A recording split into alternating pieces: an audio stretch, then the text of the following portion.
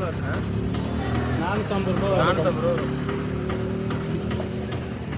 பார்த்து போடுங்க. அது அப்படியே வச்சிருங்க. ₹500 கொடுத்துலாம் சேர்த்து போடுங்க. மட்டும் தனி தெரியுமா ₹100 எத்தனை வேணும் நாங்கள் சும்மா சாப்பிடும் அன்னைக்கு நம்ம அன்னைக்கு சும்மா போடுறதில்ல அவர் இல்லைன்னா அவர்கிட்ட நம்மளுக்கு தான் ஆடு அறுப்பு முடிச்சுலேயே 2-3 சொட்டு வரும். சும்மா லைட்டாக உப்புமா தரக்காடி